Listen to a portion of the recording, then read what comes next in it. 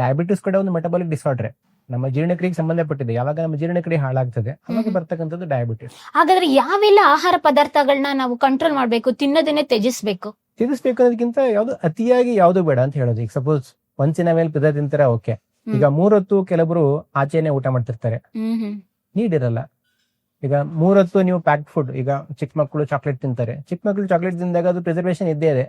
ಈಗ ಅದಕ್ಕೋಸ್ಕರನೇ ಯಾಕೆ ಆಟೋಇಮ್ಯೂನ್ ಡಿಸಾರ್ಡರ್ಗಳು ಚಿಕ್ಕ ಚಿಕ್ಕ ವಯಸ್ಸಲ್ಲಿ ಯಾಕೆ ಕಾಣ್ತಿದಾವೆ?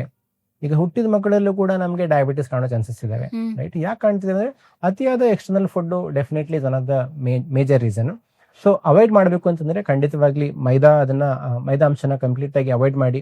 ಮೈದಾ ಬದಲಿಗೆ ಗೋಧಿಗಿಂತ ಜವೆ ಗೋಧಿ, ಈಗ ಚಪಾತಿ ಪೂರಿ ತಿಂದ್ರು ಕೂಡ ಜವೆ ಗೋಧಿಯಿಂದ ಮಾಡ್ತಕ್ಕಂಥ ಚಪಾತಿ ತಗೊಳ್ಳಿ, ಪೂರಿ ತಗೊಳ್ಳಿ, ಅದರಿಂದ ಆರೋಗ್ಯಕ್ಕೆ ಒಳ್ಳೇದಾಗ್ತದೆ. ಅದಕ್ಕೆ ಬಿಟ್ಟು ಈಗ ಸುಮ್ನೆ ಗೋಧಿ ಹಿಟ್ಟು ತಿನ್ಬೇಕಂದ್ರೆ ಗೋಧಿ ಹಿಟ್ಟು ತಿನ್ನಲ್ಲ, ಅದರಲ್ಲೂ ಮಲ್ಟಿಗ್ರೇನ್ ಗೋಧಿ ಹಿಟ್ಟು ಬೇಕು. ದೇವ್ರು ಸರಿಯಾಗಿ ಮಾಡಿಕೊಟ್ಟಿದ್ದೇನ್ರಿ, ಅದನ್ನ ಫಾಲೋ ಮಾಡೋದ್ ಬಿಟ್ಬಿಟ್ಟು ನಾನು ಎಲ್ಲದಲ್ಲೂ ಇನ್ನೋವೇಷನ್ ಮಾಡ್ಬೇಕಂತ ಬಿಟ್ಟು ಮತ್ತೊಂದೇನೋ ಮಾಡಕ್ ಹೋಗ್ತೀವಿ.